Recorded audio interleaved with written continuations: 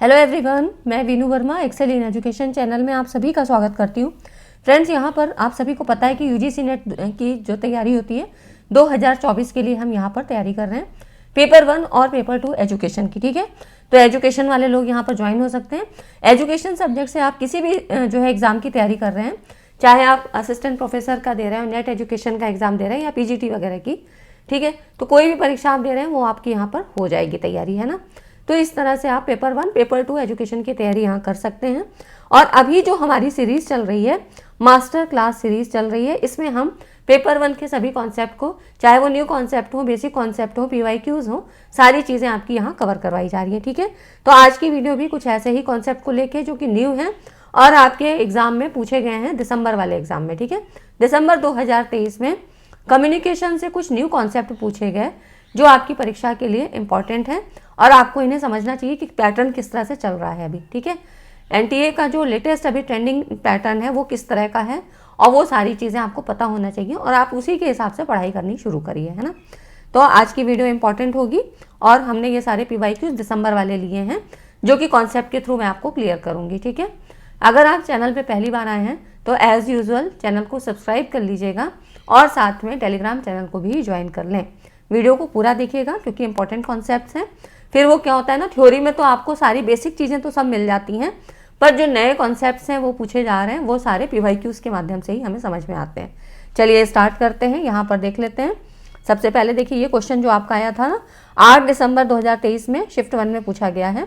इसमें ये कह रहा है कि बौद्ध लोग संप्रेषण का प्रयोग निम्नलिखित परिघटनाओं को मुख्य रूप से दर्शाने के लिए करते हैं। अब इसमें Buddhist use communication to highlight the phenomena of, है ना। अब इसमें आपको ये पूछ रहा है कि कौन कौन सी वो घटनाएं थी जिसमें वो कम्युनिकेशन का प्रयोग कैसे करते थे। तो यहाँ पर देखिए, यहाँ पर जो बात हो रही है ना, बौद्ध धर्म को लेके है, बौद्ध दर्शन को लेके है। इसमें आपका दिया है ह्यूमन हायरार्की, इम्परमानेंस नश्वरता मतलब मानव सोपान की नश्वरता, ह्यूमन सफरिंग मानव दुर्भोग और नॉन सेल्फ गैर आत्म और सोशल डिस्टेंस। तो इसमें जो बात की गई थी ना आपकी, ये आपकी नश्वरता से मानव दुर्भोग और गैर आत्म नॉन सेल्फ।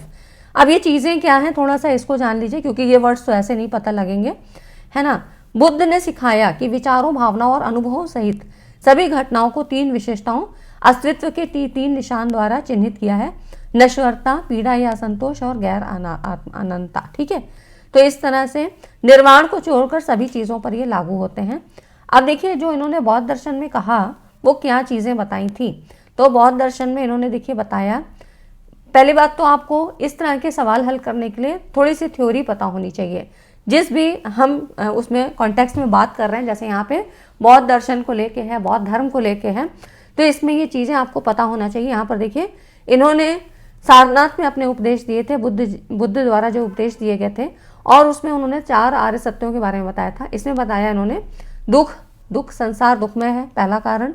दुख समुदाय दर्शन, दुख उत्पन्न होने का कारण क्या है, तृष्णा है ना, बहुत ज़्यादा इच्छा होना, उससे भी आपको दुख होता है। दुख निरोध, दुख का निवारण संभव है, बिल्कुल संभव है। और फिर इन्होंने बताया दुख निवारक मार्ग क्या है, अष्टांगिक मार्ग है ना।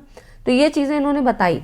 अब देखिए, इसमें इन्होंने फिर बताया कि बुद्ध के जो मत हैं, इन 4 तत्वों में से दुख समुदाय के अंतर्गत, दुख समुदाय माने जो आपके 12 कारण इन्होंने बताया, 12 निदान, इसमें ये सारे चीज़ें हैं जिसमें कि जरा मरण, जन्म मरण, जाति भव, उपादान, तृष्णा, वेदना, स्पर्श, षडायतन, 16 संस्कार, ठीक है, नाम रूप, विज्ञान, संस्कार और अभिज्ञता, ये सारे चीज़ किसमें, दुख समुदाय के अंतर्गत है ना, दुखों का कारण। अब अष्टांगिक मार्ग में क्या है, सम्यक दृष्टि, सम्यक संकल्प, सम्यक वाणी, सम्यक कर्म, सम्यक आजीव, सम्यक प्रयत्न, सम्यक स्मृति और समाधि। ठीक है, पंचशील में क्या है, सत्य अहिंसा अस्ते अपरिग्रह ब्रह्मचर्य। ठीक है, फिर 12 आयतन, ये चीज़ें आपको पता इसलिए होनी चाहिए कि इसी तरह के सवाल आपसे पूछे जाते हैं। 5 कर्म इंद्रियाँ, 5 जो है ज्ञान इंद्रियाँ, मन और बुद्धि, इस तरह से इनसे सम्यक कर्म करना चाहिए और इसकी इन्होंने महत्ता बताई। तो ये सारा जो 4 आर्य सत्यों का विशद विवेचन ही बौद्ध दर्शन है। तो बौद्ध दर्शन में इसीलिए इन्होंने यहाँ पर ये सारे जो कारण बताए। अब इसी से ये आंसर आपका निकल के आता है कि यहाँ पर जो है ना आपका नश्वरता है, मतलब नश्वर है, इसमें कुछ भी हमारे साथ नहीं जाना है। ठीक है, ये शरीर नश्वर है। तो ये जो आपके इन्होंने बताया ना, दुख क्या है, दुख संसार दुख में है, दुख होने का कारण क्या है? तृष्णा है, जो हमारी अज्ञानता होती है। दुख का निवारण संभव है और अष्टांगिक मार्ग। तो यहाँ पर यही चीजें कह रहा है, नॉन सेल्फ, है ना, मानव दुख भोग, मानव दुख भोग। यहाँ देखिए सामाजिक दूरी और मानव सोपानिकी का कहीं पर भी कोई क्रम नहीं है, है ना। तो ये चीजें आपको अपने क्या है, बोधात्मक क्षमता, ज्ञानात्मक क्षमता का प्रयोग करके कॉन्सेप्ट के थ्रू चीजों को यहाँ निकालना है, ठीक है। तब जाके क्वेश्चन को आप डिकोड कर पाते हो कि क्वेश्चन में पूछ क्या रहा है। अगर आपको इससे थोड़ा भी पता होगा, और देखिए इसको रिलेट कहाँ किया गया, कम्युनिकेशन के जो सवाल है ना, अभी जो रिलेट किए गए आपके इंडियन फिलॉसफी से किए गए, है ना। इंडियन फिलॉसफी में आप यहाँ सारी चीज़ें पढ़ते हो, लेकिन इतना डीप में नहीं पढ़ते हैं, क्योंकि क्या करना है, जिसका सब्जेक्ट होगा वो पढ़ेगा। पर अब पेपर फर्स्ट में भी आपके ऐसे ही सवाल आपके बन रहे हैं। तो इस तरह से बौद्ध लोग संप्रेषण का प्रयोग, है ना, और इस तरह के बहुत सारे सवाल बनते हैं। तो बौद्ध संप्रेषण पे या बौद्ध संप्रदाय पे, बौद्ध दर्शन पे आपको थोड़े से कॉन्सेप्ट पता होने चाहिए, और इसकी मैं आपको डिटेल में एक क्लास दूंगी जिसमें कि सारे क्वेश्चन हम देखेंगे।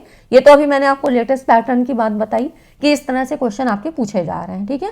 तो आपको ऐसे ही यहाँ पर कन्फिगर, इसको बोलते हैं कन्फिगरेशन। ये जो चीज़ें आ रही है ना, यहाँ पे आपको 4 ऑप्शन दिए हैं, फिर आपको 3 इसमें से फाइंड आउट करना है। तो इसको कहते हैं कन्फिगर करना, कि किस तरह से आप कर पाओगे, है ना, चीज़ों को कैसे यहाँ पर फिल्टर कर पाओगे, ठीक है। तो ऐसे क्वेश्चन आपसे पूछे गए हैं। अब जब कॉन्सेप्ट पता होगा तो आप चीज़ों को कर ले जाओगे। थोड़ा भी अगर आप लिंक बैठा ले जाते हो तो क्वेश्चन आपके सही हो जाते हैं, क्योंकि ये डायरेक्ट क्वेश्चन आपको कहीं पर भी मिलेंगे नहीं, ठीक है। तो ये सारी चीज़ें हैं, थोड़ा सा एक बार भी आप देख लेते हैं तो ये पता हो जाती हैं। उसके बाद देखिए, ये भी आपका अद्वैत वेदांत से पूछा गया है, आदि शंकराचार्य का है। संप्रेषण के दृष्टिकोण से आदि शंकर की दार्शनिक अवधारणा किसको प्रमुखता देती है, ये क्वेश्चन है। अब संप्रेषण के दृष्टिकोण से कह रहा है, और दार्शनिक अवधारणा किसको प्रमुखता देती है। अब मतलब इन्होंने बस ये लगा ही दिया है कि from the communication view point, है ना। क्वेश्चन को बस थोड़ा सा टिपिकल बनाना था, इसलिए इन्होंने ऐसा लगा दिया। हालांकि क्वेश्चन तो आपका जो है उससे ही है, आपका इंडियन फिलॉसफी से ही है। तो ये भी देखिए आपका 8 दिसंबर में पूछा गया, शिफ्ट सेकंड में, ठीक है। अब देखिए जो आदि शंकराचार्य का था, इन्होंने अद्वैत वेदांत को ही ठोस आधार प्रदान किया था, आदि शंकराचार्य, ठीक है। तो इसमें जो इन्होंने बात की थी, अब पहले हम पूरा पढ़ लेते हैं, तब हम बात करेंगे कि इसमें कौन सा ऑप्शन सही होगा। तो देखिए, संप्रेषण के दृष्टिकोण से आदि शंकर की दार्शनिक अवधारणा आत्मचेतना को प्रमुखता देती है ना। तो आदि शंकर ने क्या किया, आध्यात्मिक विकास और आत्मबोध प्राप्त करने में संचार के महत्व पर जोर दिया था, ठीक है। और इन्होंने सांख्य दर्शन का प्रधान कारणवाद और मीमांसा दर्शन के ज्ञान कर्म समुच्चयवाद का खंडन किया। तो अब इसके बारे में थोड़ा और चीजें बताएंगे। तो इसमें देखिए आत्मचेतना, सेल्फ कॉन्शियसनेस पे इन्होंने बात की थी, ठीक है। ये चीजें हो गई। अब इसके बारे में थोड़ा सा और यहाँ पर पढ़ लेते हैं। देखिए, आदि शंकराचार्य जी ये भारत के एक महान दार्शनिक और धर्म प्रवर्तक थे। इन्होंने अद्वैत वेदांत को ठोस आधार प्रदान किया।